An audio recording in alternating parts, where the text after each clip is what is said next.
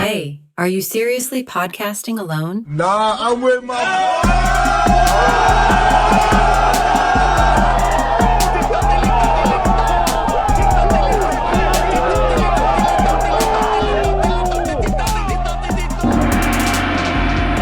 Hey, how's it going, everybody? Hello, everybody. I am John, sitting here with a second John and one Nicola. Hey, Over at the controls, I have Priscilla doing her thing. The sound. peace signs. What up? All right, what are you doing today, Johnny? We're talking about the end of the world. Fuck, I love the end of the world. Like a 90s transfer. Just a nice. So what are we doing today, Johnny? So, Johnny. Starts off today. All right. So, do any of you guys remember the 2012 apocalypse? I was very anxious It about didn't it. happen, so it's Were not you an very apocalypse. really? I was actually I was a very anxious kid, and like when these I was always worried about like climate change and all this stuff, and so this was kind of like this. Well, you should still worry about climate change. We should still worry about climate change, but this was just part of the angst of That this is the so world is just gonna 2012. end. Like I'm still a kid, so yeah, it was pretty stressful for me. So, I mean, to any of you viewers, if you were old enough to be conscious in the early 2000s, you probably know the significance of this date. Morons. Roasted. Don't make us so old, John. Make us No, look wait, old, you- make them look like fucking toddlers. When I was a youth. Yeah, but if you were old enough, you probably know the significance of this date, December 21st, 2012. For those of you who might not be old enough to remember, it was the day that the Earth was supposed to end, Dun, dun, dun. according to some morons. Or when Gangnam Style And hit Nick. 1 million. Fuck off. I myself was a teenager at the time and still kind of reacted to this with cynical, wouldn't it be cool, like excitement. And I was Fucking that, creep. yeah. I was like, Let's "Whoa, all man." die. Man, it's gonna look so cool when we all die, bro. Alas, on December 21st, 2012, I went to my shitty high school and had myself a regular old shitty high school day. Damn, bro, we all went there. Why you gotta roast us like But it that? was a shitty high school. But can I just say, by that time, I wasn't anxious no more. There was bars on the windows. Only on the first floor, so you don't run away. Nice place. Then on the second floor was like, if you get out of the window, you're killing yourself. Like, Oh yeah, fucking go ahead. Yo, somebody actually jumped out of the second floor. That's that's a story for another day. that's a story for another day. Well, We're still next stuff. podcast. We have stuff to do. So yeah, uneventful day. The world did not end. Everyone went on with their lives and never looked back. Apocalyptic hoaxes come and go like that. But the 2012 apocalypse was weirdly popular. It got multiple documentaries, songs, and even a shitty 2009 movie made about I it. liked that movie, though. It was pretty cool. You gotta rewatch that movie. He said if you like It's it, been a long rewatch it. time. We've had movies since then. That shit dated a little bit. We Love can it. watch this literally right after. Love Nicolas Cage. That's not Nicolas Cage. That's John Cusack. What? He's Bro, talking about National Treasure. John Cusack has the charisma of Nicolas Cage's nutsack. Like, it's like take Nicolas Cage and give him like a fucking failing marriage, alcoholism. Like Wait, that's what did Wait, Nicolas that is Cage do Nicolas then? Cage. What the National Treasure? He did Knowing. Oh, The but movie that that that's was fun. another one with like the volcanoes and shit. Like at Yellowstone Park, there was like the volcanoes. No, that's 2012. Now we're They're talking not- about I thought they were all the same movie. No, we My need bad. to clarify. He's This. talking about National Treasure 3. Knowing has aliens in it.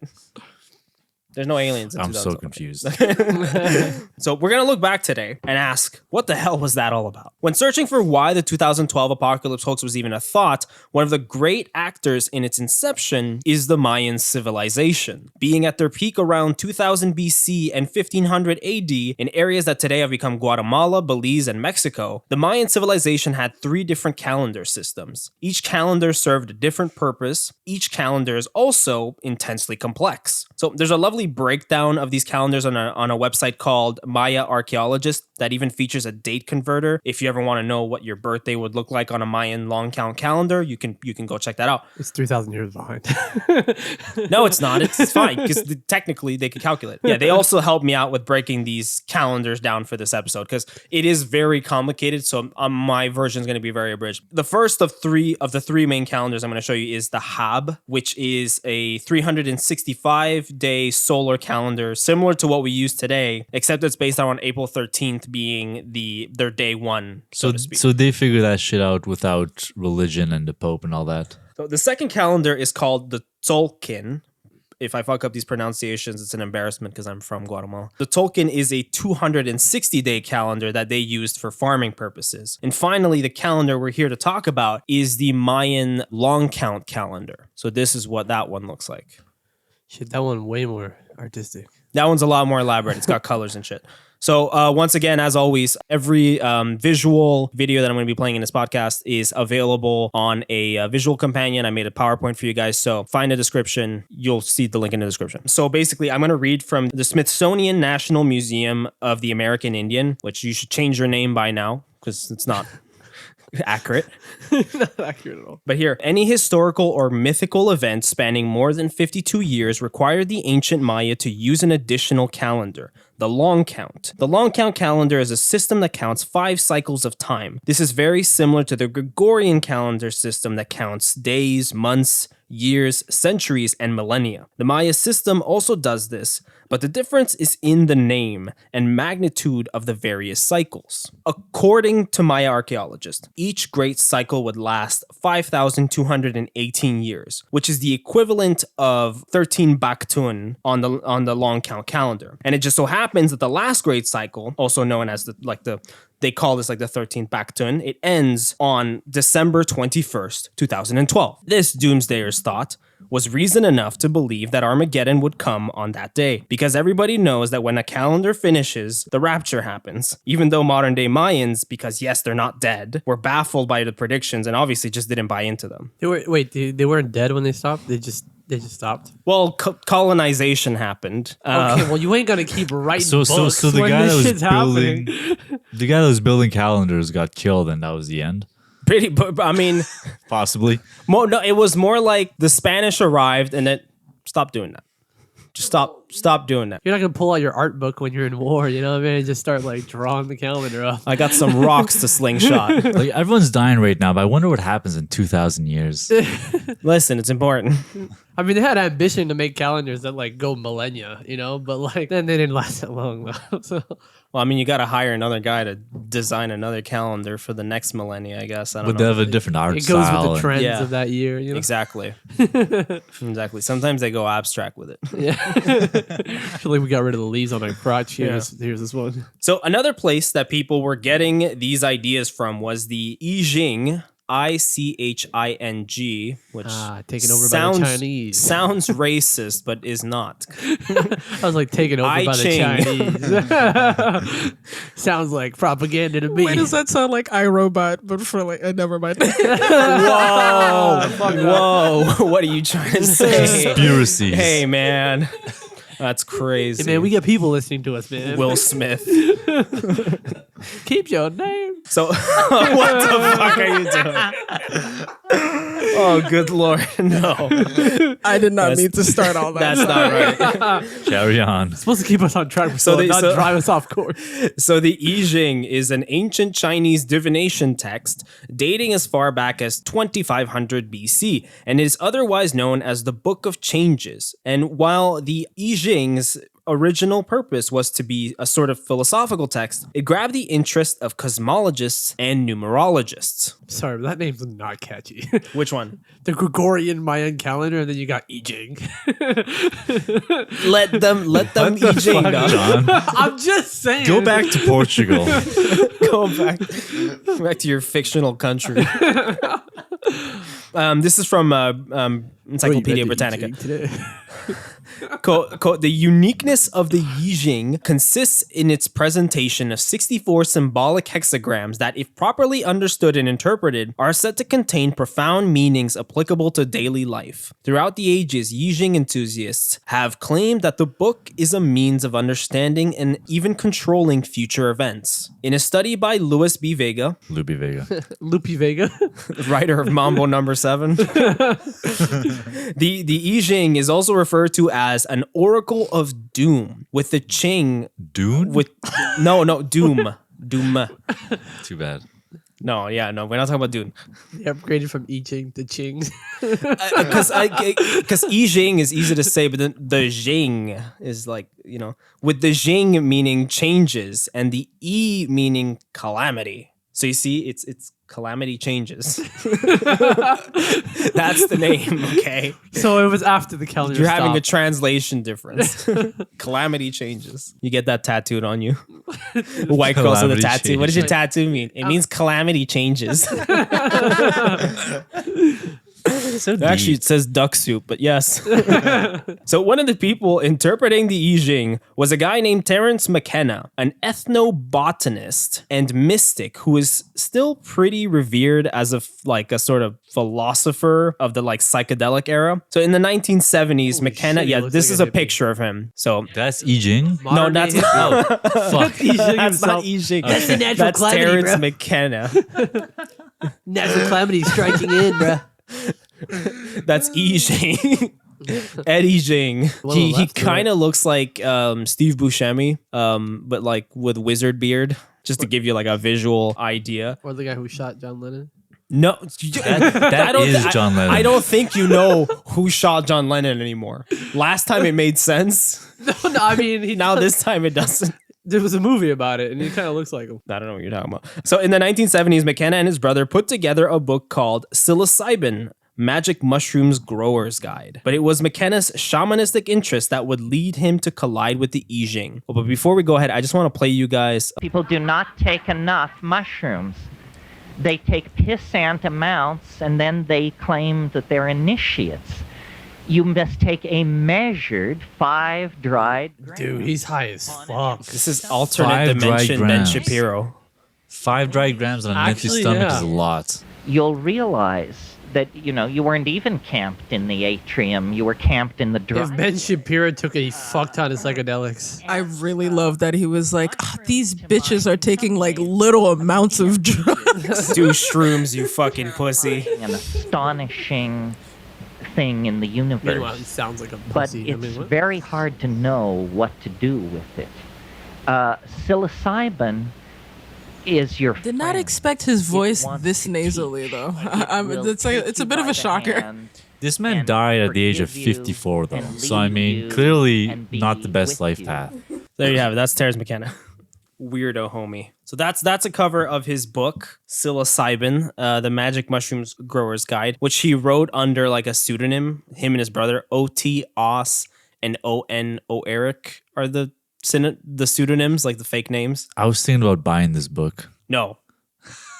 I wanted to learn how to Wow, grow. John really put his foot down on that one. Well, shit. No, Said- I'm for real. He said, your money? No, don't be like that. I want to grow my own shrooms, but I guess not. No, I'm just saying. I was just curious. I was like, really? Just take a shit in your yard and just wait. I was looking up this stuff. So McKenna was obsessed by the King Wen sequence in the I Ching. The sequence presented bad and positive events via 2 different lines which symbolized yin and yang. McKenna's shroom brain was working overtime, noticing a pattern between every event that was so precise it seemed fabricated. In 1975, McKenna spent some time doing shrooms/DMT in the Amazon while closely studying the I Ching, and as a result wrote The Invisible Landscape, Mind, Hallucinogens, and the I Ching. Bro, I wouldn't be surprised if half of that book is just nonsense ranting.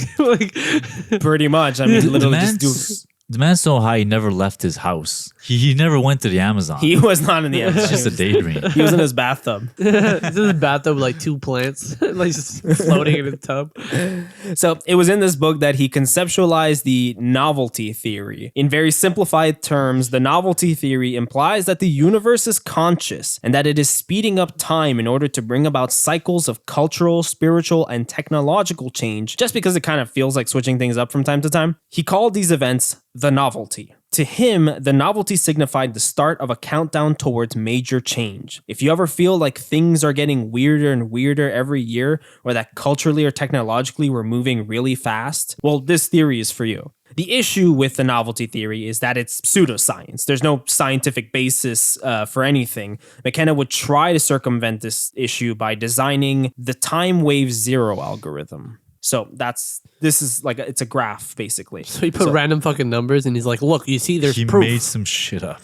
Okay, so I'll explain it really briefly. You can see it, but this is going to be all in the slides that I made for you guys. The algorithm would analyze events over the years, such as major technological advances or cultural shifts, and lay them out in waves over a graph. McKenna would then use these waves to calculate whether there was a rate at which these events were occurring. So you kind of see it there where he has dates. So here he's like, these are scientific dates, basically. Like 4 billion years ago, a Mars-sized object collides with Earth and forms the moon. So he's counting like in terms of like time apart, like how spaced out are these events from each other. There's another like example. It's a little closer. So here. That's just him going off memory. Like, just like. No. I guess he's going off of like historical documentation, even though it's like he's got the Pyramid of Giza and then he's got the crucifixion and the birth of Muhammad together. And then later he's got discovery of the New World. So he's like counting these waves in that sort of way and like how different apart. So he can calculate whether there's a ratio at which like how often like every couple of years does a major event happen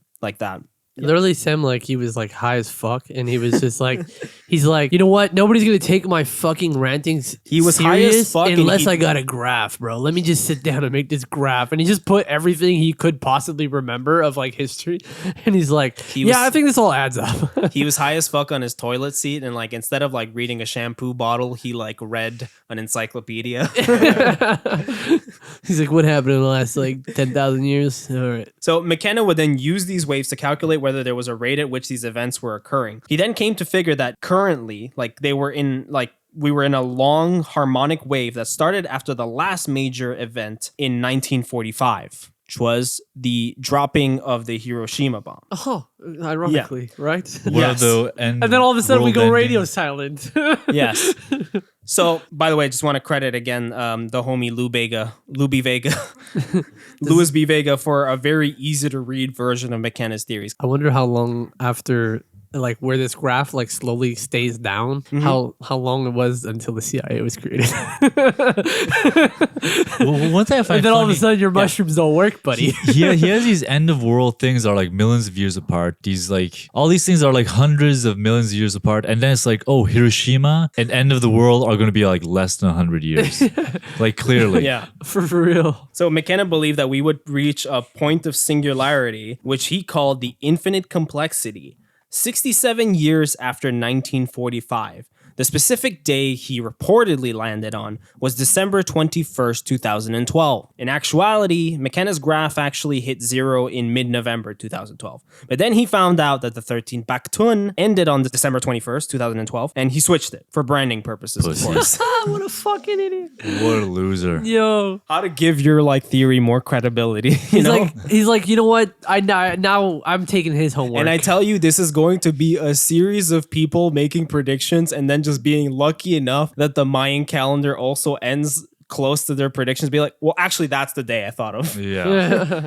It's a bunch of people doing the same thing. You're like, no, mine was on the 19th. But no, his is better. Take his homework. It's mine. So another perpetrator of this hoax was a computer program called WebBot. It was originally programmed to give predictions on the stock market. WebBot would surf the web, sorting through web pages, looking for keywords, and compiling online conversations to predict the stocks you should bet on. And this was invented like in the late 90s to early like 2000s, you know. This was like when it was in use, basically. But people being people and people being horny for like clairvoyance, they quickly turned WebBot from being a stock market oracle to their very own digital Nostradamus. They started asking WebBot to predict future events. And of course, WebBot complied, combing through info and conversations online to come up with digital era prophecies. Here is a few events that WebBot allegedly predicted. So number one, he apparently predicted the East Coast power outage in 2003. This is like this major power outage that went down. This was a prediction I made. October 7, 2008 to February 19, 2008 will be filled with emotional intensity. It ended up being the start of a stock market crash. What the hell? This is like some cold reading they do for like alleged, like, you know, the like the people like are mediums and shit. They're like, you know what, like something bad will happen there, and then something bad does happen, and like they predicted it. I'm like, yeah, they didn't really predict exactly how, not financial bad, they said. Or where. No, on exactly. the world It's just it's quite like it's vague enough. It's basically it's like a meme. Like I'm sensing somebody whose name starts with a D. With a D. It's like throwing shit. My husband's name was Derek. Derek. Derek. Yes, I see it now. I see a man.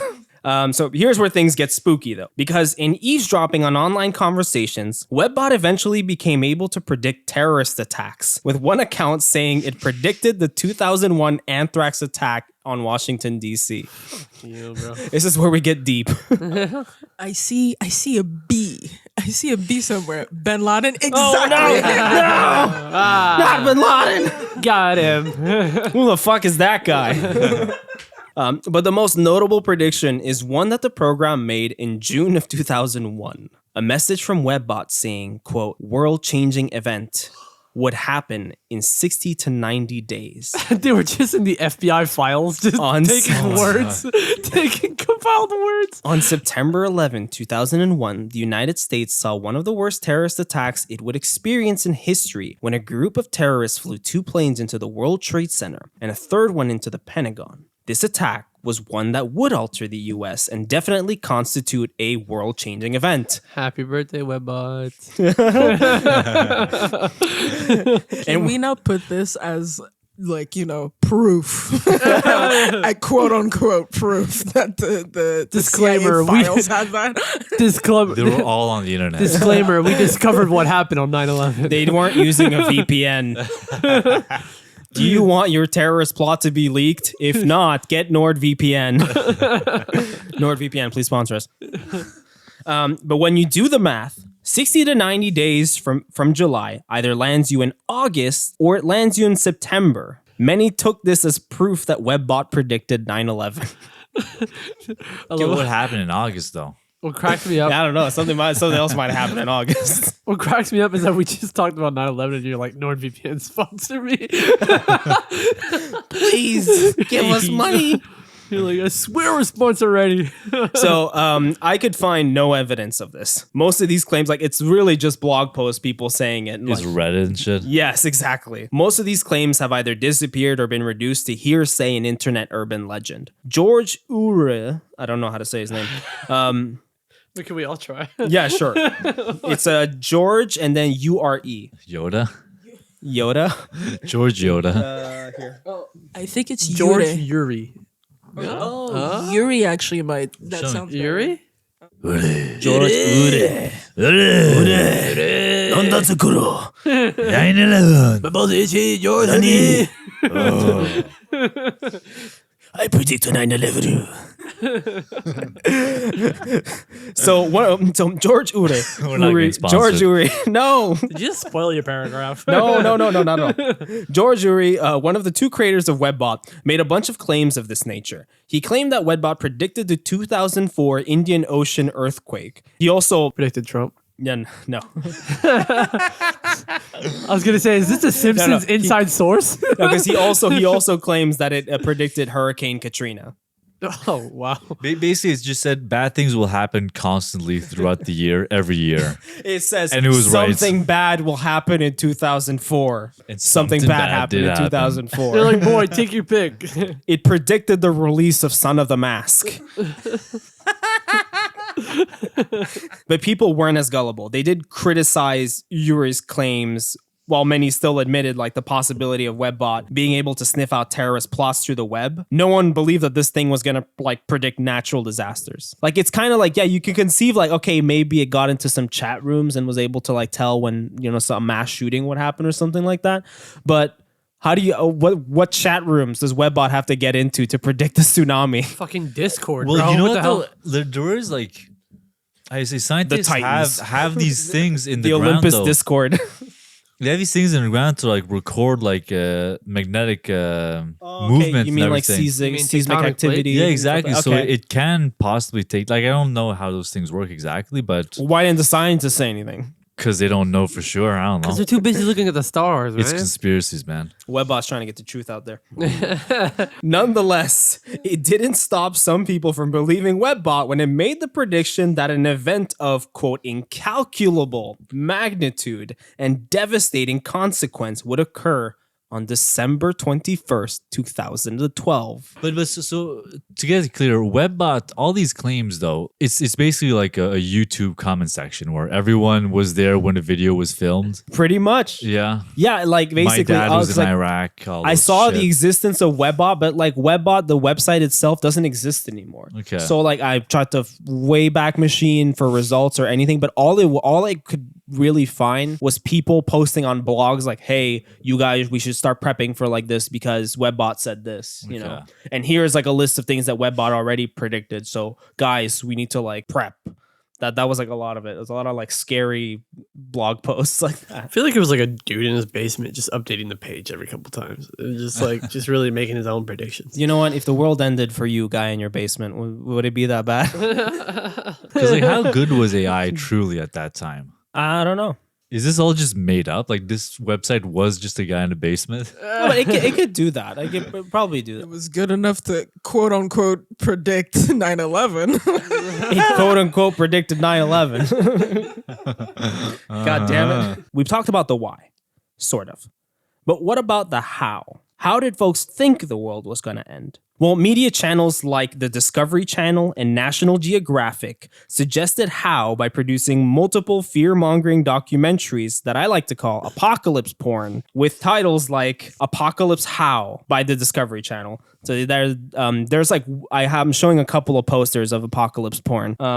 Shit, bro, it didn't really turn me on. I love the Apocalypse How poster. That literally, that's The Golden That's Gate just too Bridge. good. it's the Golden Gate Bridge and the Statue of Liberty and the Eiffel Tower all in one image, like going into lava. This is like after 9/11. They're like, what national monument can we bomb next? yeah, well, that's the thing. That post 9/11, there was like a fetish for like seeing monuments get destroyed. Like, Just for record, it's not the Eiffel Tower in France. It's the one in Vegas. could it? It's all They didn't have the budget. Oh, this makes it entirely viable now. They were like, we already got the Statue of Liberty, and that's French enough. This is our statue of. The times that these documentaries aired is what's also kind of funny to me. 2012, The End Is Now, another documentary, aired on the History Channel on December 20, 2012. What the fuck? Literally like, hey, what are you doing tomorrow? They're like, you know what's gonna sell tickets? Well, The end let's was 8 release years it a ago. day before. Maybe like if there is an apocalypse, then nobody's gonna watch it tomorrow.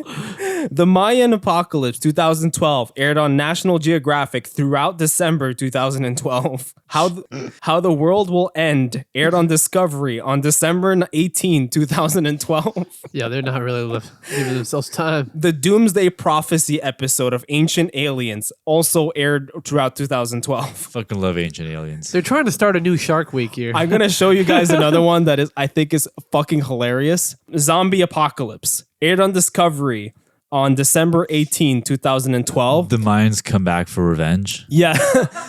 But this is a trailer. This is a TV spot, so like a trailer for like watch this Sunday or whatever. And I just want to point. There's at some point something that's really funny. December 14, 7 days away from December 21st. So here we're gonna play this.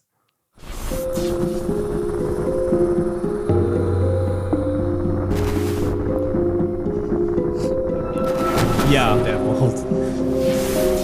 Zombies are real. They're just not what you think they are. The zombie preppers are predicting the collapse of the world as we know it. Zombie apocalypse will happen. Preparation for the worst is needed. A nightmare staggering out of fiction and into a frightening new reality. That's the stumbling, ravenously hungry corpse. Their only goal is to eat you. He didn't stop until he was shot in the head. Science How are they trying to like justify this? It's almost certainly going to be very, very rapid. In 7 days, everybody will be dead or a zombie.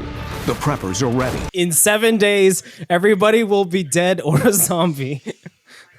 Aired on December 14th. That's one of my issues when everybody's like, the zombie apocalypse is gonna happen, and in 7 days we're all fucked. And I'm like, What? Like the army, the police is not gonna be there. Like if they're going slow, they're fucked before anything else. Like we're gonna be good. We're gonna kill them. We know the methodology of how to kill them. We're ready for this shit. No, I just love the COD specificity of like the guy literally it airs on December 14 and the guy's like, in 7 days everybody will be dead or a zombie. And it'd be like, we're not trying to fearmonger. And they say scientists. Who the fuck are these scientists?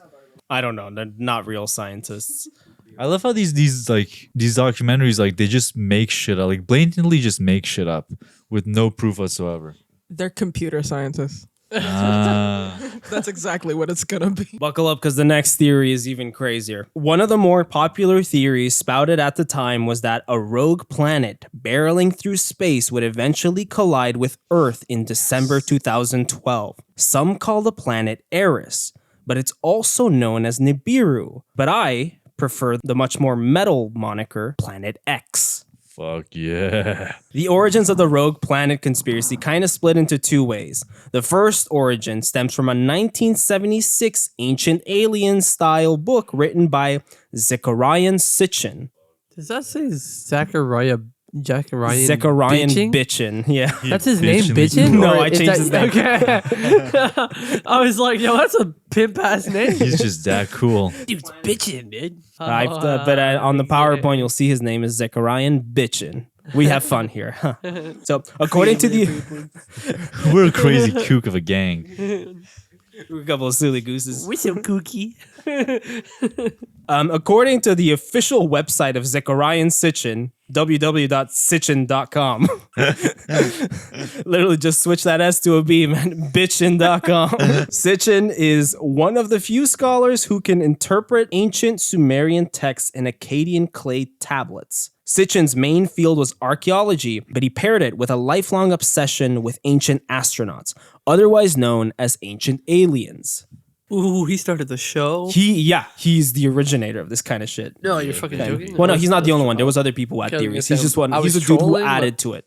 No, he added to the lore. So in 1976, he wrote a book called The 12th Planet, in which he says that ancient mythology shouldn't be taken as fantasy, but should be instead read as historical documentation. He used this knowledge of ancient languages to analyze Babylonian writings. He theorized the existence of another planet out there in the solar system called Nibiru, and that on this Nibiru lived a race of humanoid super beings called the Anunnaki, who are also the creators of the Homo sapiens. According to Sitchin's writings, the wars fought in the heavens, as described in the Bible, actually took place on Nibiru, and the Anunnaki came to Earth because their atmosphere was starting to fade away, and they started a gold mining operation in South Africa, and they would transport the gold to Mesopotamia because that's where they built a spaceport with shuttles back to Nibiru. But that's a lot of work for the Anunnaki to do themselves, so they breed a workforce, us. They invented humans, so the humans could work the mines and get the gold.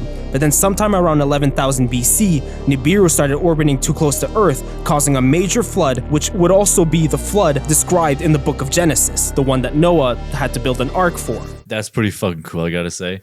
I want to read this book. Yeah, it sounds like an next fucking Star Wars universe right there, man. I need that. Dude, just write sci-fi. Yeah, for real. You can do it. Don't need to fucking preach, just, you know, write it. So most mainstream archaeologists and historians found Zechariah Bitchin's stories to be a whole bunch of loony baloney. And so his books and theories just kind of faded away into the 70s and 80s. They would only be dusted off and brought back into the light by a bionic psychic alien woman. I thought you were going to say this is the principle for Dune. This is when things get even funnier. Part 2 of this theory. Nancy Leiter, that's a picture of her there. Cute. Is a cute old grandma, is a self-proclaimed psychic who also claims that she's been visited by an alien race called the Zaytans since she was a little girl. She's also a shroom expert. In the 90s, she joined up with an online community to found Zeta Talk, a website dedicated to all things Zaytan. And let me just read what their website says about her. So this is Nancy's bio, like on the website. Nancy became aware of her contactee status in 1993 and the potential for being a communicator of the Zeta message in the midst of a full life with a family and a full-time job. As a contactee, Nancy participated in the hybrid program and met one of her hybrid children. So basically, a hybrid program in UFO alien lore is either men or women who basically get visited by aliens for the purpose of like making hybrids. So like fucking. So she can take a thick one. Well, I don't know. Is an alien a thick one? I like to think so. Priscilla. I mean, they use toys. You know, they probe. They do as use well. toys. They're So, kind of like, more. You got to be able to take all that too. I thought they do it with their fingers. Good. Long fingers. Only in the Long acclaimed, fingers. They're kind of slimy. only in the acclaimed documentary Scary Movie 3. Yeah, there you go.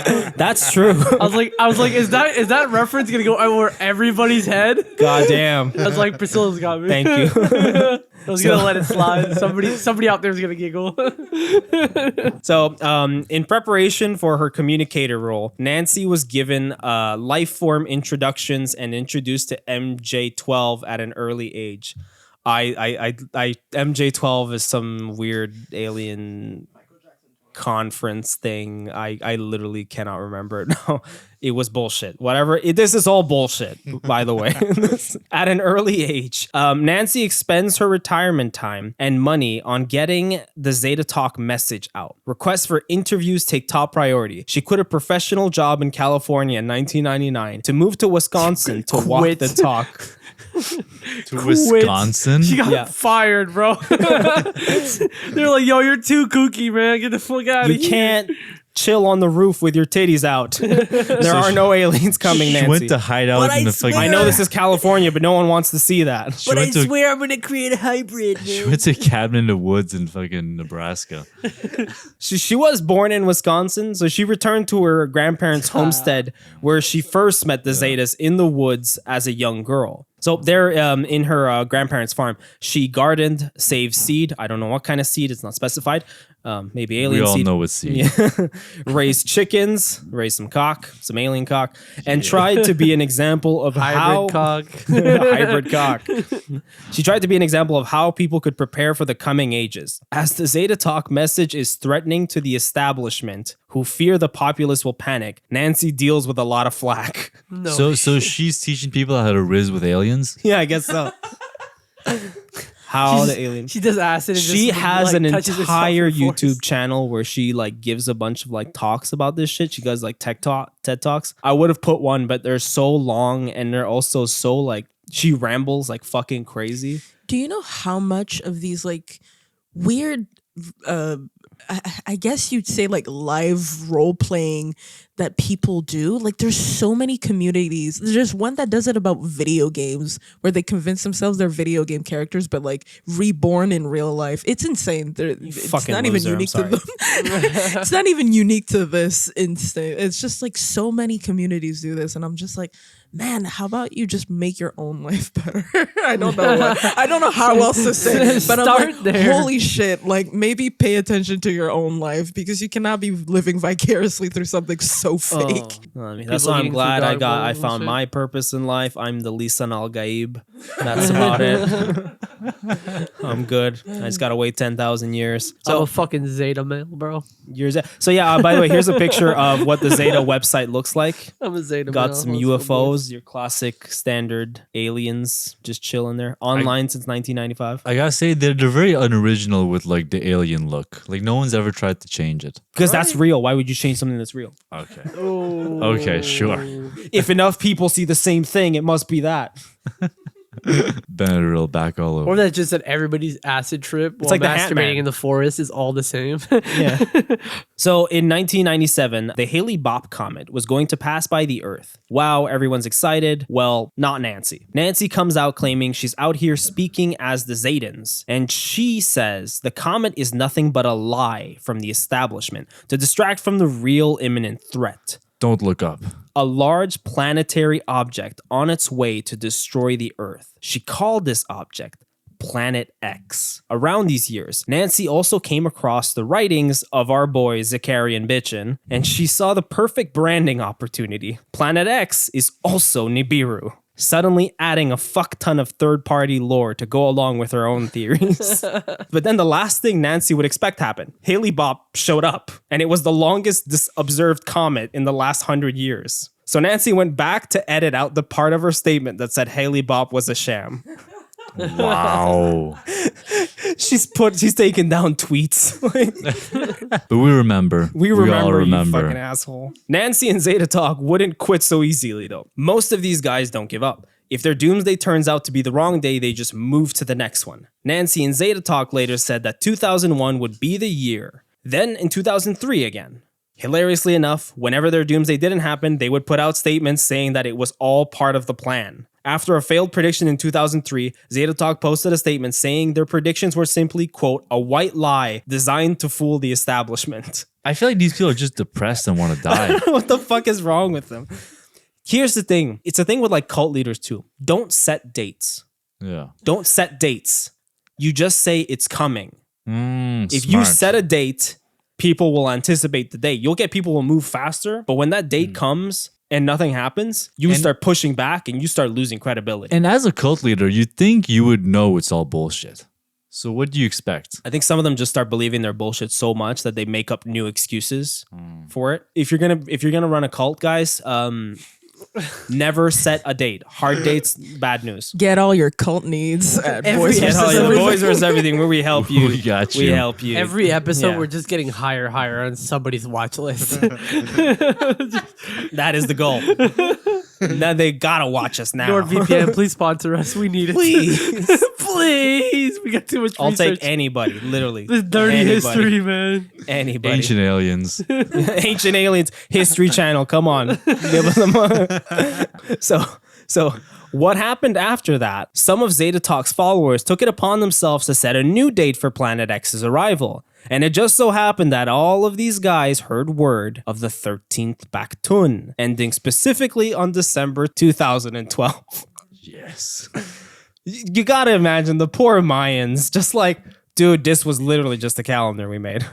This was just a What the mix-up. fuck? You killed the guy while he was writing it, you assholes. Ow! And you know the the Mayans PR team losing their shit. They're like, we didn't fucking say that, man. That's not what we said. It's been 20 years you guys have been spewing some bullshit about us. Oh no! I'm gonna sue you for defamation. Because you know the worst, Definition of character. the Mayan community. You know the worst part is that it is true because like I remember another thing was like particularly people kind of dissing the Mayans after it didn't happen. Yeah, People it's being true. like, yo, those fucking idiots. I'm like, whoa. They didn't say anything like that. It was just the end of the winter solstice, like, or the start of the winter solstice. One of those. Dyslexic motherfuckers just went back to farming. Fucking dude. idiot. What the fuck? Farming season is bullshit. Fuck this shit. They said, fuck Mathematics? drawing, man. I'm going back to farming. gotta They're make just some like, money. yo, bro, like, you know, he's just created literally the something. calendar guy was picking up corn and he stepped on a snake to kill them. It'd be like he never taught anybody else how to make a guy calendar. died at 35. And Do then- you understand? He's like, do you understand this shit? No. It's fucking weird. It's fucking weird. guy just died you at know 35. what? He's Fuck it. just Just like- leave it there and nobody's going to care about it Our anyway. historians just made shit up after. For real. Fascinating. Imagine this was just like a kid's drawing. Like, he was like 12 years old. Some He autistic died kid. early in his 20s, and all of a sudden he's like, It was fucking the predicting king's future. son and he was like, just let him do what he wants. Let him not a draw. big deal. Let him draw on the It's not going rocks. to bother anybody later. So in the 5 years leading up, I literally did Porky Pig there. In the 5 years leading up to 2112, I literally had to find different ways to say the date because it gets fucking old. So in the 5 years leading up to 2112, NASA's Ask an Astrobiologist. 2112. That's a good one. 2112, baby. 2112, Yeah. baby. NASA's Ask an Astrobiologist public outreach website received over 5,000 questions about the cataclysm. They also received between 300 and 500 calls daily. Motherfucker. David Morrison, the astrobiologist in charge of answering these questions on the website, answered over 400 of them in the lead up to the date. In an interview with NPR, Morrison detailed people concerned with Nibiru, the shifting of the poles, solar flares, and even scared teens contemplating suicide. Here's a direct quote. A friend of mine, a teacher in Stockton, had two parents come saying they were planning to kill themselves and their children before December 21st. And another extreme one. One of the early questions I got was quite touching. It was, my only friend is my little dog. When should I put her to sleep so she won't suffer in the cataclysm? Imagine. Dude, you're gonna die anyways. Just at least see what happens. Imagine waking up like your dog could be the dog from Independence Day. Like the dog that literally fucking goes through the explosions. Like, yo, this could be the dog. But imagine like waking up like December 22 after putting down your dog. Yeah, exactly. My thoughts exactly. Or killing all your children and wife. It's like the end of The Mist. Yo, that's why they got so many fucking like. That's why they got so many Mayans getting pissed. We focused on the dog immediately when one guy was straight up was like, so how should I kill my wife and my kids though? How should I kill my kids? He wakes up on 20. Not they were funny. both in on it. It's like, well, I probably shouldn't have done that, huh? Yikes. Yeah, but he was probably gonna drink the Kool-Aid himself. So it's a womp womp. Guys, instead of doing that shit, join a book club. Like, honestly. Join a fucking book club. Join a book club. You'll Read Dune with your friends. Will I have enough time to finish Dune before 2012, or should I burn my copy right now? then on 2000, like December 21st, you just don't have a copy of Dune anymore. Fuck, another $20. I want to read a couple of the answers from the Ask an Astrobiologist website because there's like a noticeable and funny frustration as the years go by. So, question: how do NASA scientists? You know what? Let's have fun with this. John, do you wanna read the question and I'll answer? How do NASA scientists feel about claims of the world ending in 2012? For any claims of disaster or dramatic changes in 2012, where is the science? Where is the evidence? There is none. And for all the fictional assertions, whether they are made in books, movies, documentaries, or over the internet, we cannot change that simple fact. There is no credible evidence for any of the assertions made in support of unusual events taking place in December 2012. Puppy, chill, man. Nick, you read the next question, the bold. Does the Mayan calendar end in December 2012? Do I look Mayan, bitch? No, but here's the answer. Just as the calendar you have on your kitchen wall does not cease to exist after December 31st, the Mayan calendar does not cease to exist on December 21st, 2012. This date is the end of the Mayan long count period. But then, just as your calendar begins on January 1st, another long count period begins for the Mayan calendar. That man is so angry. What He's it legit, sounds so the most passive aggressive. Well, actually, I'm not gonna say passive. The most aggressive way of being like, "Hey, bitch, you know you can flip a page and there's more calendar, page, right?" bitch. Instead of flipping the page, Flip the fucking page. bitch, you can flip the rock, man. It's like calling IT and they're like, did you turn your computer on? No? Well, fuck off. You know, it's just like most calendars like come with a couple of months of the year before in it too. Yeah. You're like Just so you don't get confused. you dumb fuck. So when asked what he would do, and remember, this has been one guy answering for like 5 years. Yo, dedicated That's human. his job. It's that one guy from NASA that almost killed He's himself. depressed. When asked what he would do once December 21st passed, Morrison said, "I'm going to drink a bottle of champagne and say that somebody else should take it up. I'm going to go back to worrying about little things like life in the universe and searching for life on Mars. How dull compared to the end of the world." Oh my god, this guy's so done. He's burnt out from this shit. And you know, things He spent like 30 minutes in the comments, and he was like, "You know what? I'm over it." And Morrison only got a taste of the English-speaking world's anxieties. Globally, the frenzy also took hold. In April of 2012, the fucking Statista French. Research Department released a global survey. We're going to talk about France. So Statista Research Department released a global survey in 21 countries on whether there was anxiety or fear over the world ending in 2012. There definitely was. Okay, out of 16 countries, 262 people were surveyed internationally. 8% of that lot claimed they were experiencing fear or anxiety over the impending apocalypse. That amounts to about 1,300 believers, with Russia having the highest number at 14%, Damn, followed by Russian- Poland at 13%. The Russian propaganda machine really cooking. And China at 12%. Just to put that into perspective, at the global population of 7.1 billion in 2012, that is a rate of 1 in 12 people. I feel like those 3 countries have other things to worry about other than the world end. Like, China really couldn't give a fuck. In Argentina, authorities caught wind of a Facebook event inviting people to, quote, abandon our impure flesh and transport our spirit through the interdimensional portal, which will open at 2100 hours on 21/12/12. Unite with the army of light, which will save all humanity. Fuck, I would pay to see that post today. I was trying to find it. I couldn't find it. It's gonna have like some fucking photoshopped image of like him in a Jesus robe. Honestly, that might have been a rave. They show up and it's just a rave. Yo, they're like, real, it's shit. like a warehouse rave. everyone's tripping balls. Well, we'll talk about the French later. Everybody's on battery acid. When the cops came across the Facebook event, it already had 150 people confirmed to attend. 150? That's not that much. Oh, that's a good Facebook ad. 150 people to go to a mass suicide. Guys, should we put a post like this for the podcast? Just like us in a Jesus robe, like just like come join the pod. Come join the pod. Come join the Enough pod. microphones for everybody. So from December 20 to 22, they closed down Uritorco Mountain, which was apparently famous for a UFO sighting that happened in 1986. In France, don't laugh at me because this is hard to pronounce for me. Fuck the French. A small village by the name of Bugara. Wait, let me see that. It's a Bugarach.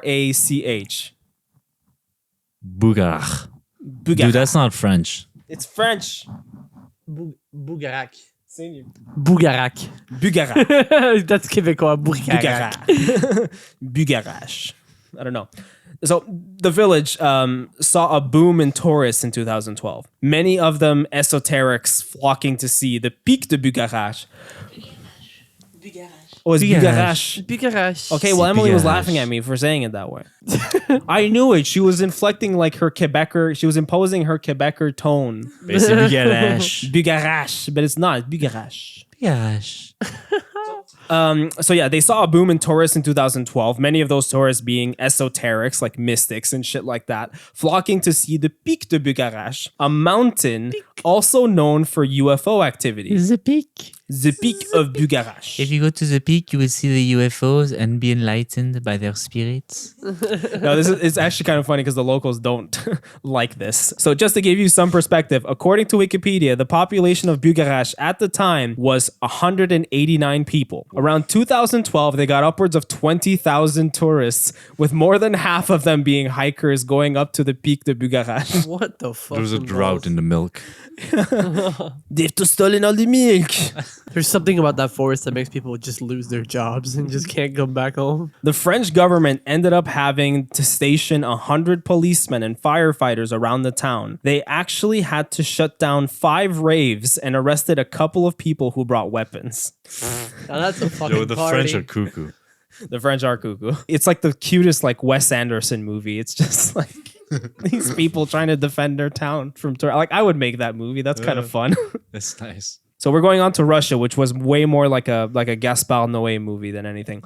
In the 2 months leading up to the end day, a women's prison near the Chinese border in Russia saw a bout of mass hysteria among the inmates. At one point, while the prisoners were standing in formation, one of the inmates imagined the earth yawning. So she flipped her shit and everyone else followed by running and screaming in all directions. The prison eventually had to bring in a priest to calm everybody down. Then they had a gulag rave.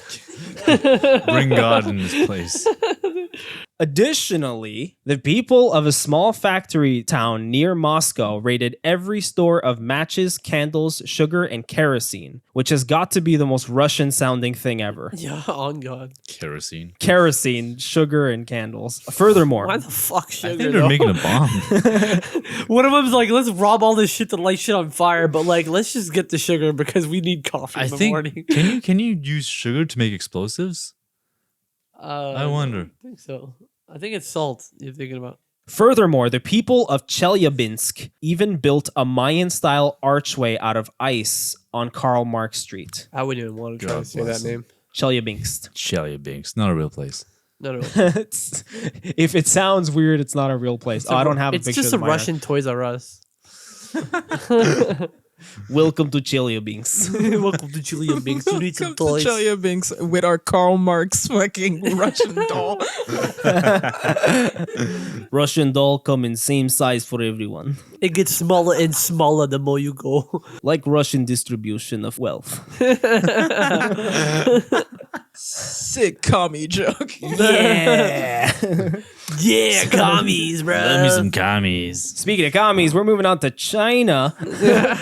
China. See, we're getting good at segues, man. On December 14th in Nailing this podcast Chengpeng. shit. There's a lot of names to read on this shit. Hold on, we got an airplane now. Those are fun. That an They're airplane cleaning or the truck? No, streets. it's a fucking snow removal. Oh shit, okay. Fucking So, Quebec. on December 14th in Chengpeng, China, 36-year-old Why did you say China like that? China. China. You got so racist at the I end. am here for the vagina.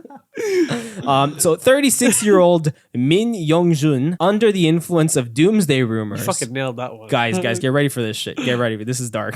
Oh, fuck, man. We're getting into some metal territory now. Oh, ready. that's fucking metal, dog. So 36-year-old, I gotta change my voice.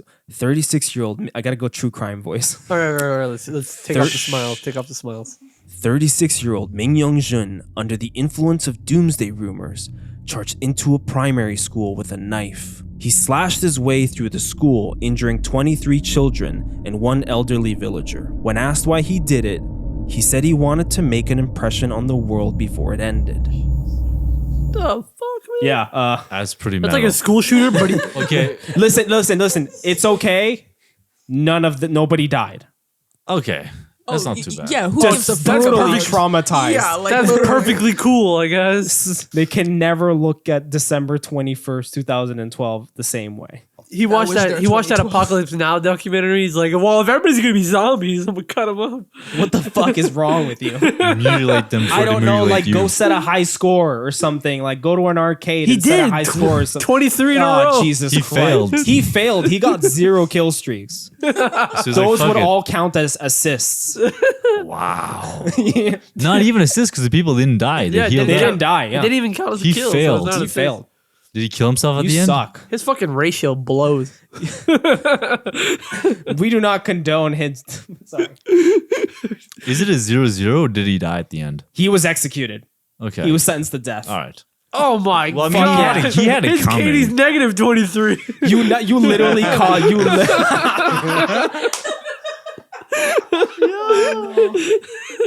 What a loser. You got fucking jumped, bro. Good God. It made the impression to be the dumbest and the worst one. You couldn't even kill children. No offense, but you couldn't kill children. Hey, You yo. lost, you little bitch. Simultaneously couldn't end the lives of anybody because Sissy. you were afraid of the end of the world, but also caused the end of your own world by going to do something like He that. brought like a potato peeler Literally knife or some get good at shit. Dance Dance Revolution. Spend a couple of hours, set a high score, boom, you've made a name for At yourself. least a 23 combo. Like fuck. You were ass on the top of the leaderboard. Like If ever you're thinking about killing a bunch of children, just instead of doing that, go ask your crush out to a date. That'll be more devastating. both take the same level of confidence. They do.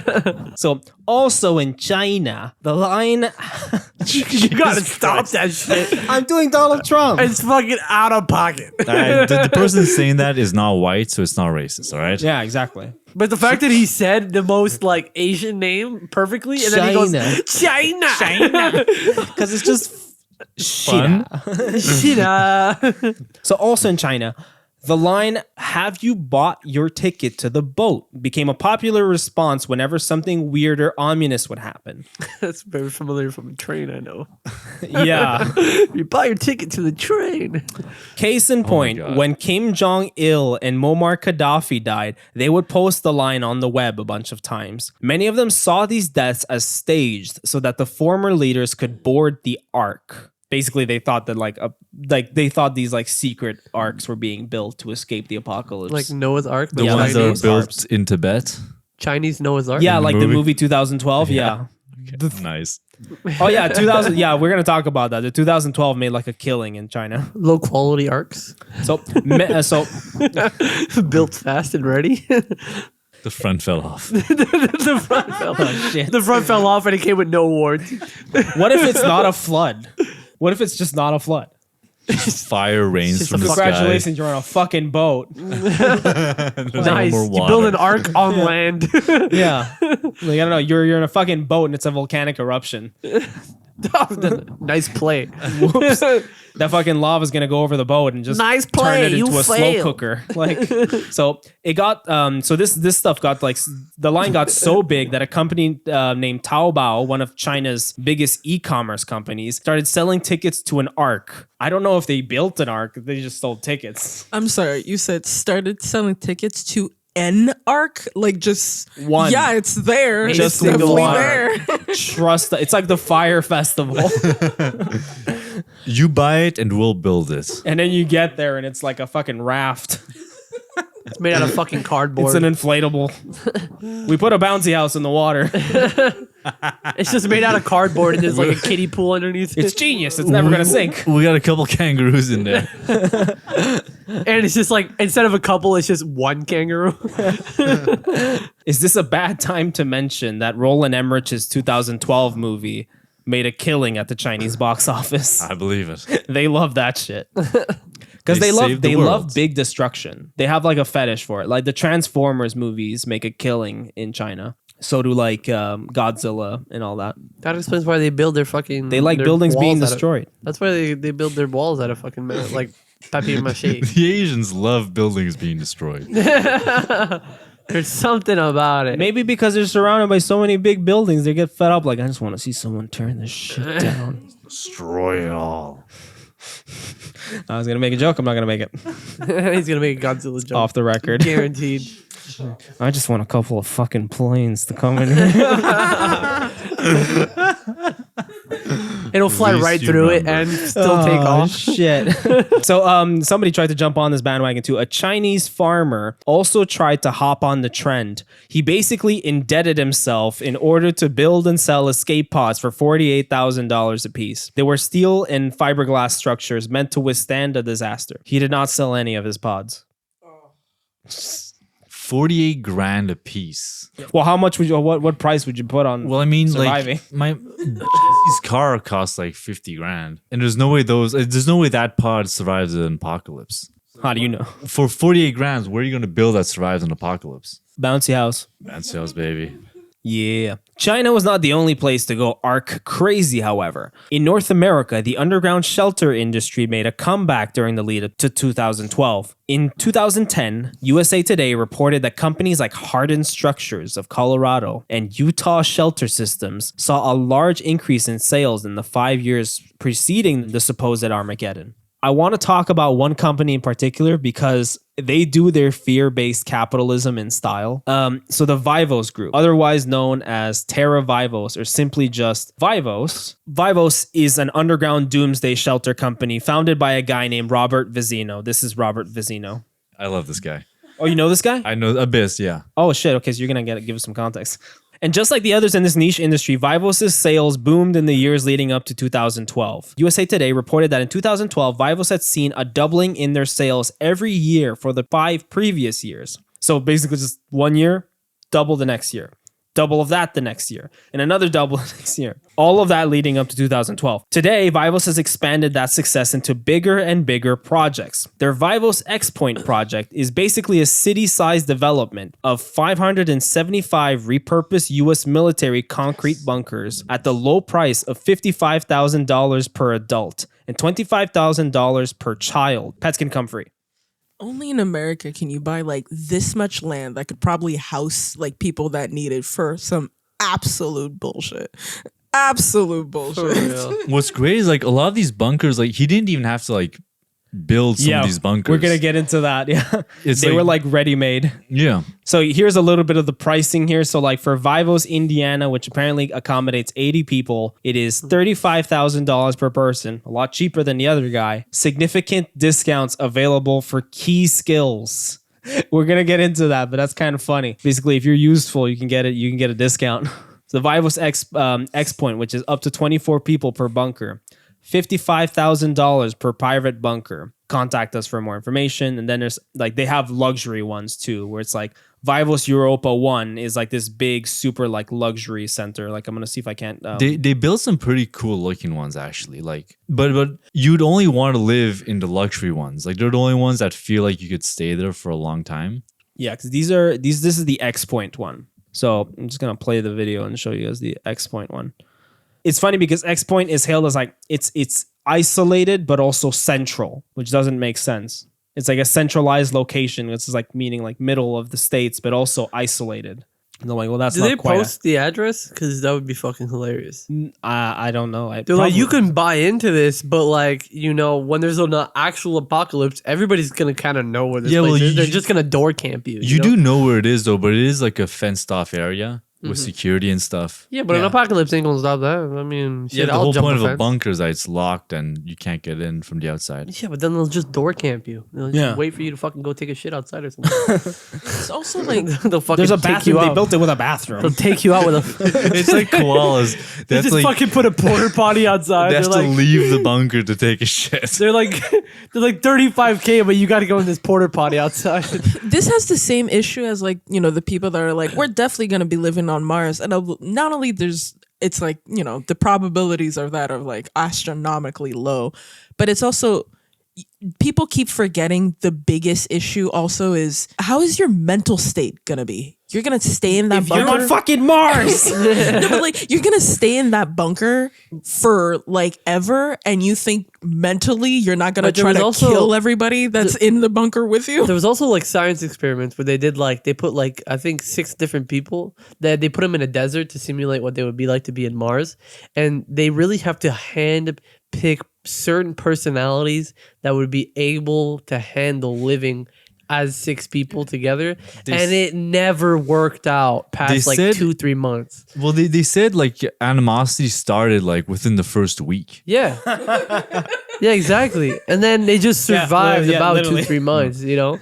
Imagine doing that with 24 different people. Not only that, but families and with different values with like, and then you got a fucking dog in there. What if one person's allergic to dogs? He's going to put them down.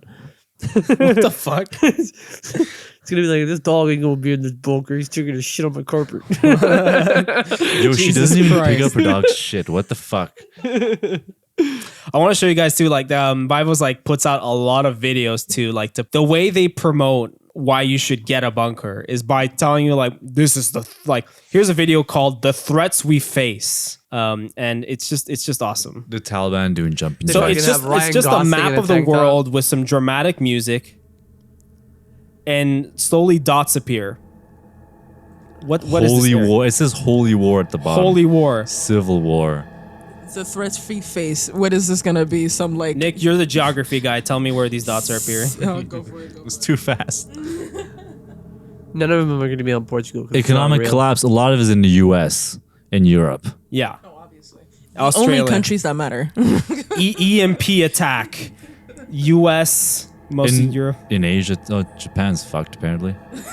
Immigration invasion. Oh, great. The U.S. South of the U.S. It's always south of the Mediterranean borders of Europe. Mega tsunami. So this is basically every ocean. The small islands. Militarization. South America. Pandemics. Apparently just California, I guess. I love how Canada was not on the map whatsoever. Nibiru Planet X, baby. Done nowhere. No, I don't know. Did you also? I think the no dots anywhere means everywhere. Did you also just a fat dot? Did you notice that none of the dots were anywhere in Canada? No, we're fine in Canada. Yeah, we're kidding? fine. We're living through this. Nothing could happen to us. Just Not even igloos. the death mosquitoes could come up here. They won't survive. No. Secession from the nation. Also California. Submersion. What's that? I guess water. okay. We finally got a dot in Quebec. Everywhere with water. Terrorism. Basically Europe. World War III. The dots are huge. Oh no. And then they show you all the dots all over the place. Except for the World War III ones. Except for the World War III ones because they'd cover all the others. Ready or not. No, but the not. X-Force. Apparently not. Apparently not. Well, I'm gonna buy a shotgun this summer, so guys, What the fuck? we're gonna be okay. And they have so many others. Like their YouTube is riddled with fucking videos like this, where it's like they'll just show like random shit like that, and it's just too fucking good. I have to continue. But yeah, so go check out the Vivos YouTube. It's hilarious. But not just anyone can live in one of these bad boys. You got to have skills to be a part of this community. You gotta be a country boy. So that's why there's an application process for Vivos shelters in which you have to tell them what skills you possess. So here's what the sheet looks like. I found it. I was like, I'm gonna apply for a shelter. I wanted to bet John would not be that accepted in any of the bunkers. by skills they meant something else, kind of like their own pre-approval. Like, oh, that's who you are. I don't know. We don't have enough space for you. Type. I'm surprised. I'm surprised. I'll give them kudos. Kudos to them. They're not asking about like nationality or ethnicity. They'd be like, oh, well, we're trying to see if we can do like we can have like enough genetics to reproduce for when the apocalypse has happened. But as So soon you as, can repopulate. Is that as soon as right? they see the they them, and Then the they'll be fucking like, application- oh, this one identified as they them. No. Exactly. That's exactly it's gonna be. It's like we accept everybody, and then they show up. They're like, well, We're not that diverse, actually. well, David Okoye. No, I don't think so. Mr. Ramirez, your application has been declined. So yeah, that's you have like this skills and expertise. So most of it is like pretty standard, like your age, first name, last name, address and all that. But then you get to a point where it says skills and expertise, and check each professional area field that you have expertise in or a good working knowledge of. can you lie about this? Can I show up and be like, yeah, I'm a farmer? I swear. Dude, What the fuck? I spent a couple of weeks on a farm. You said you could farm. Well, I wrangled cows one summer. These fucking turnips aren't growing. I can farm, but only weed plants. I water my plants every week. And all men will put fishermen. Fisherman, baby. And all I like survivalist is one of the skills. All Canadians will put logger. Yeah, I take big ass shits. I'm a logger. Artists? They're not Artists, you're Can I never get getting in? taken. Martial artists. Oh, that's sweet. They care about mental health. They said if you're a therapist, that shit could work. Everybody's gonna murder the therapist.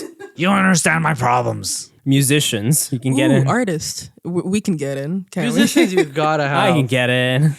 Artists, maybe not. I'm really good at editing videos. Before I go too deep into Vivos, I want to talk more about its founder, the homie Robert Vecinos. the homie. Let's go, brother. Closely related. I'm gonna let he's the founder. I'm gonna let Vivos itself tell you about Robert Vecino because it's just kind of funny. So this is from Vivos website's Vivos Management Team page. Just want to bold the word team while you listen to this. The Vivos project is headed by Robert Vecino, an entrepreneur with a global history of success in manufacturing, marketing, and real estate development. In 1980, Robert was inspired to build a shelter for 1,000 people deep underground to protect us from a coming life extinction event. That was decades ago, but it was so vivid and compelling that he dropped everything and started looking for an underground cave or abandoned mine that could be hardened to create a shelter of massive proportions to save as many people as he could, because he's just so nice. He hates money. Yeah, for 25K. Yeah. Robert was not very religious at the time and had no motivation or cause to be alarmed, just a very strong inspiration that he now believes was from God. Notice that this was the team. This was about the team, by the way. In his young 20s, Robert was already very successful with nearly 100 employees. There's the team. What he quickly learned was that the world wasn't ready to hear or consider this doomsday concern. That was true until 2008 when he mentioned it once again to a small group of friends. Their reaction was, "It is time. The world is on the verge and people are ready." Who the fuck do you walk up to and that's the conversation. You're just at the bar drinking, and then you imagine we're coming up to the bar, and the prosciutto was delicious here. I'm like, this prosciutto is delicious.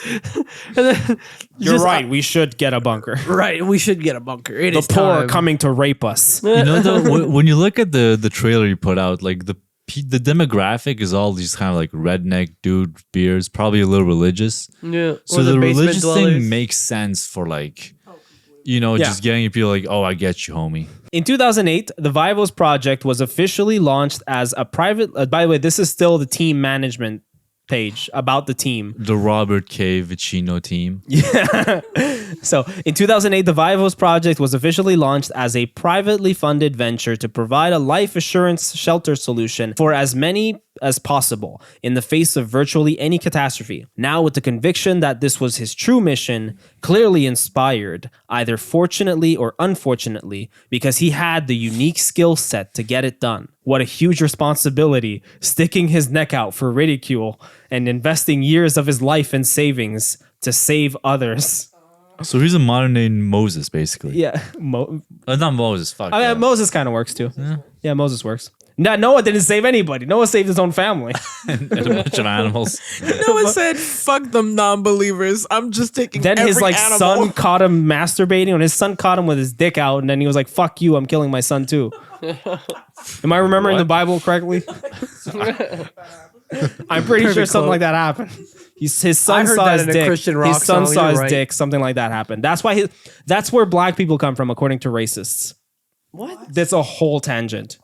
Because apparently he told God, like, my son saw my dick, please curse him. And so he was like, I will give him like a black taint or whatever, like a black mark. And on the next episode of Boys vs. Everything, we're gonna do an episode on how the Bible gets distorted. How but racism got caught. We don't have time for this.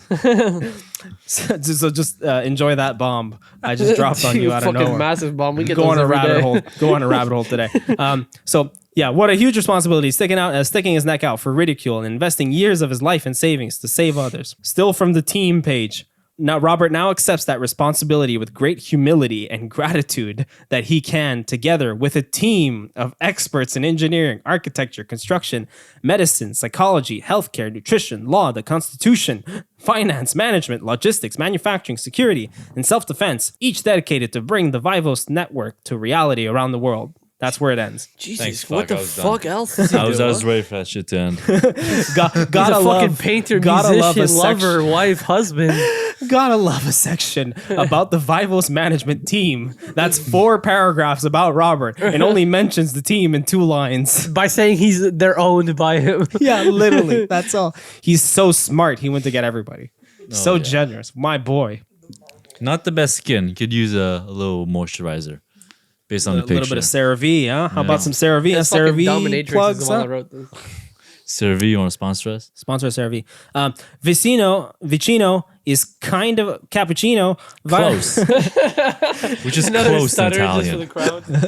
So Vicino is kind of a weird dude. Out of the blue, he jumps from real estate to doomsday real estate. But before he did any of this stuff, he was in advertising, and he used to make giant inflatables. In fact, he was so good that inflatable arm too. he made big ass inflatables.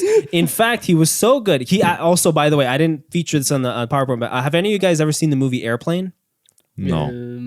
He is the guy who made the Priscilla seen it, but he's the guy who not Soul Plane, dumbass. Said Airplane. He is the guy who made the inflatable pilot in that movie. Just random tidbit here for you. The more you know. So he was so good that in 1983, as part of a celebration of the 50th anniversary of the movie King Kong, Vicino was hired to make a big ass 90-foot tall inflatable King Kong that was mounted on the Empire State Building. So there's a picture of it. Oh shit, really? Yeah. Yo, this dude I has actually been saw around. this. Like, not physically, but like I've seen a picture of this. Yeah. That's crazy. It's pretty cool. That's badass. I would trust this man to build my doomsday shelter. But he could blade fucking inflatable balloons. He should have gone the inflatable shelter route. Yeah. The inflatable arcs. That won't last for doomsday, that's for sure. It'll just float away. Flexible prices and flexible material. Back in 2020, Mark O'Connell, reporter for The Guardian, met with Vicino at his X-Point shelter project. And he's instantly the most out-of-touch white guy you've ever met. So here's from that report. Quote, sitting in the back was Jin Zheng Yi, a 23-year-old recent engineering graduate whom Vizino had hired as his intern. Jin didn't say much, partly on account of being Chinese and not having a particularly good English. What's so funny about being Chinese? I'm just saying, it's like the typical guy that like you don't. He's like, I don't know anything about business, but like take this Chinese guy. I think he's got it. Look at my Chinese guy. Look at my Chinese guy. Isn't he the greatest? Isn't he the greatest? I got Look Chinese at him. man with me. Look at you. See You his know face? the math is right. Look at him. You see his face. You see his eyes. I'm an art Need I major. say more? Christ. So Jin didn't say much, That's a partly quote, by the because way. like I'm not racist. Didn't speak English. yeah, he was Chinese and he didn't have a particularly good English. But mostly, I guessed, on account of just being the kind of person who didn't say much. This is Robert Vizino talking. I tell him, Jin, I'm like your American dad, said Vizino. Right, Jin? He's a great kid. Great kid. He can't fucking answer him. I'm your American Making up his own dad. dialect. What the fuck is wrong with you? Outside of, so this is later. Outside a gas station, a cluster of bikers were standing around beside their Harley Davidsons, variously bedecked in patriotic insignia. They were, I noted, all wearing the ideologically appropriate wraparound style sunglasses. Quote, I'm gonna go talk to these guys, said Vizino, as he piloted the Lexus suavely into the gas station's forecourt. He explained to me a little running joke he had with himself when it came to bikers. He'd approach them and ask them very civilly what they would do if he were to just kick over their bikes onto the street. Most recently, he'd aired it with a couple of motorcycle cops back in California. Without fail, he said the reaction was one of disarmed amusement. The cop was like, you'd hurt your foot is what would happen. Vizino was, among other things, a man who knew how to exercise his whiteness to its fullest extent. He was going to try out his joke as an opener with these bikers. They were, after all, pretty much right in his target demographic. These guys tended to be self-reliant types, he said, not big fans of government. And despite appearances, a lot of them were doctors, lawyers, professionals, retired folks with money to spend. Why does that sound like an extended cut of his like employee paragraph? I know, right? It just sounded like him it's him talking about himself. Yeah, it's like him keep ranting about his group, but I don't know. He's talking about himself. I like the mention of this thing where he's like, I'm gonna go up to these bikers and ask them like, what would you guys do if I kicked over your bikes? You see how comical? What are you, like a 10-year-old? First of all, like what the fuck's wrong with you? These are like, the social experiment games. Yes, they do exactly. On YouTube. He saw one 80s movie and he's like this. Oh my god, he's like the white, like old white guy version of like Chupapi Muñaño, and just like go to your. So Vivos X Point offers your standard 50 grand per head doomsday shelter, unless you're looking to watch searing naked sun rays scorch the population in style. In that case, Vivos also offers luxury suites too. They'll protect you from virtually anything you might be worried about, such as, according to their website, anarchy, nuclear threat, bioterrorism, terrorism, EMP attack, threat solar flare, threat of global polar shifts, threat of an asteroid or killer comet, threat of major tsunami from an earthquake, big one, threat of Planet X, or the threat of a major supervolcano eruption. Oh, they tested all that. They managed to test. They all of eyeballed it. that. Okay, they eyeballed it. That seems about right. It's that Chinese kid did all the calculations for him. Look at my friend. Look at my son. You know he got it right. Look at my Chinese son. He's so smart. He did the math himself. God damn it. I trust him with our lives. I've been feeding him nothing but Cheerios. It's what he likes. He loves American cigarettes. So that's how Vivos promotes itself today. But imagine their shtick back in 2012 when everybody and their grandmother was talking about the end times. Well, we don't have to, because here it is. So here's one page. This is I Wayback Machine to see what Vivos' website looked. So this is special alerts in news. Yeah, so here you go. So they have this nice little like weird waypoint kind of beacon where you could like a radar thing. Yeah, it looks like a radar thing, but this is where you click links to different parts of their pages, which they had like so many. So one of them is home, prophecy, scenarios, Video Tour, Shelters Network, Chosen. Well, I don't know what the fuck that means.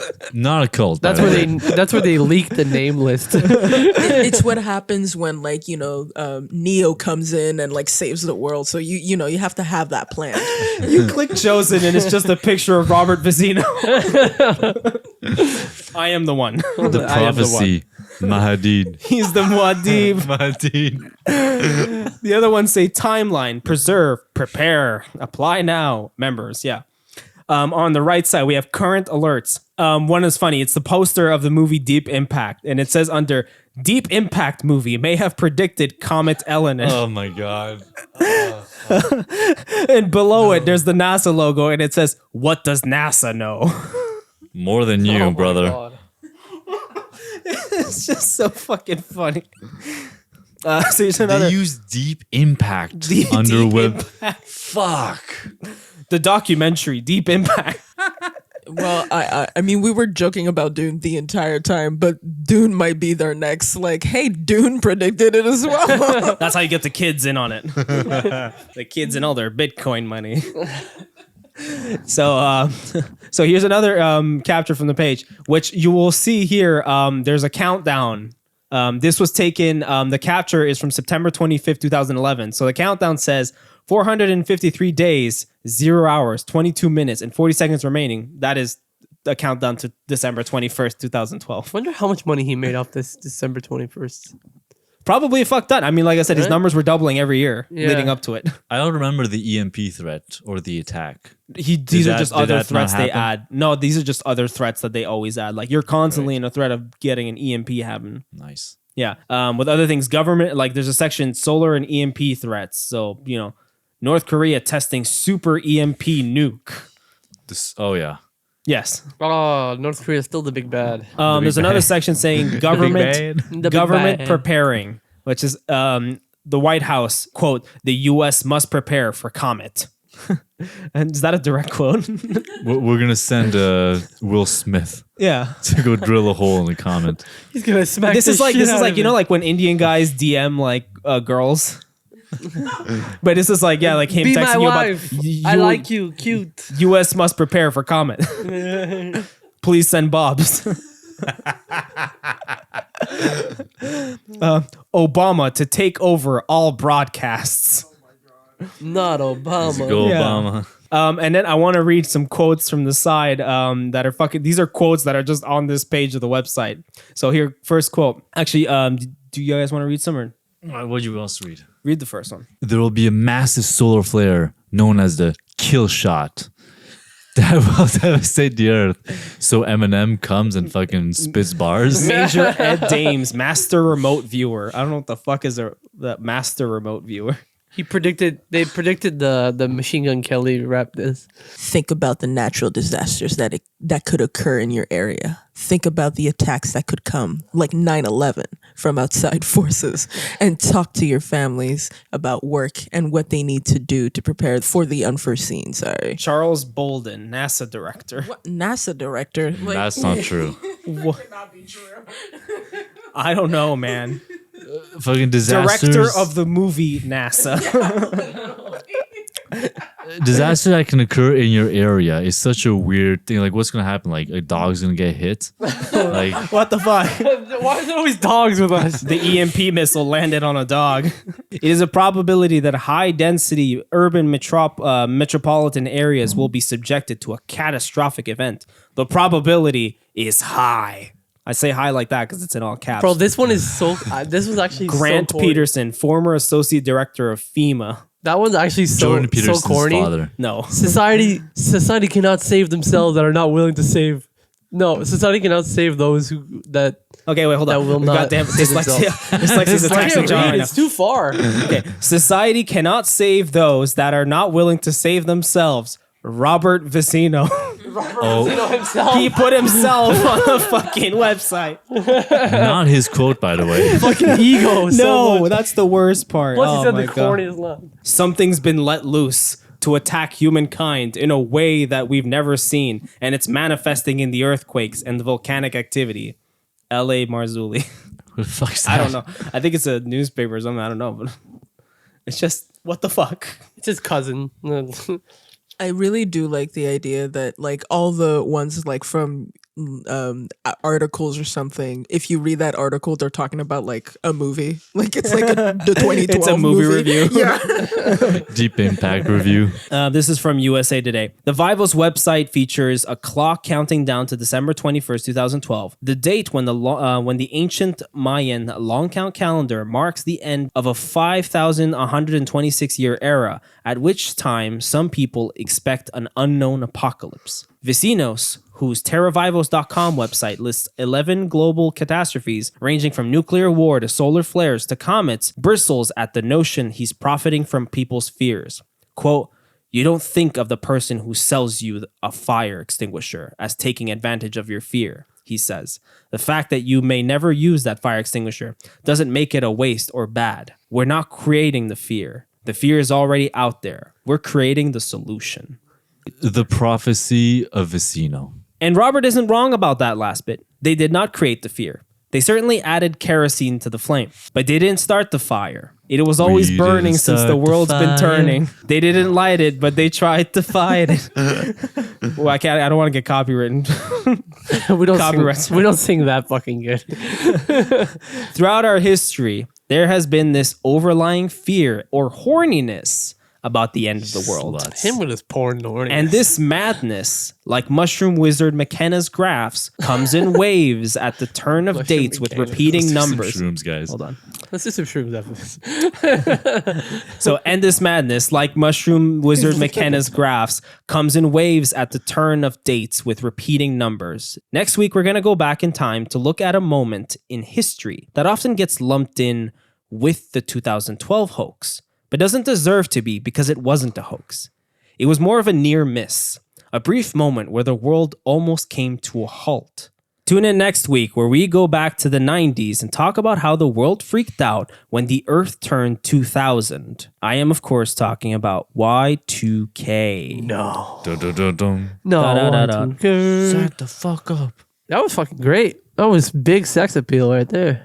I really enjoyed it. It was cool. It was a fucking mess. What it was a mess. It was, so much It was fun. such a mess to research. This was going to be an episode. Talking about us. No. I was like, what a No. dickhead. I mean, this was going to be a mess to research because I wanted to just do 2001. Y2K, and I was gonna. It'd be fun to just have a little snippet about 2012, and then I was like, well, 3 pages turned into 5, 6, 7. Now I'm a 17-page script. There's a lot going on next week. Y2K is going to be fun. Especially the dawn of the technology. I don't remember Y2K like well at all because I was like no, we were very young. babies. we were a part of it. But So like to me, like my knowledge on that is very like Y2K. All I know is referenced from when 2012 was happening.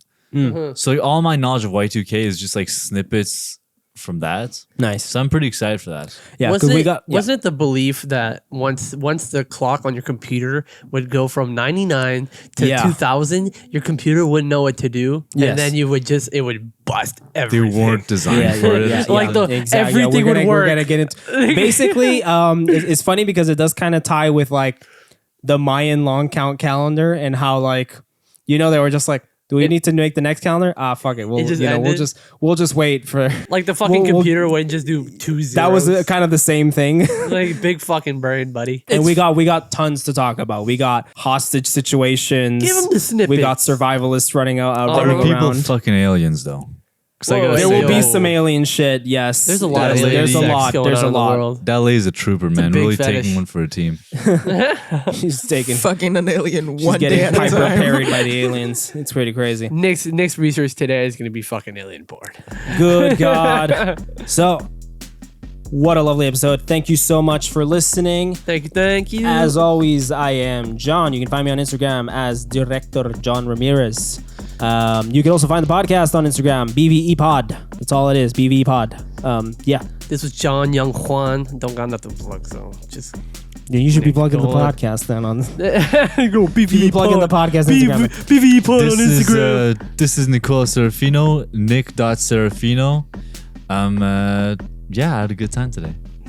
Prissy, swing us And out. this is Priscilla signing off, saying thank you guys again for this wonderful episode. All See right. you next week, you See sexy you next beast. week. Bye. Bye.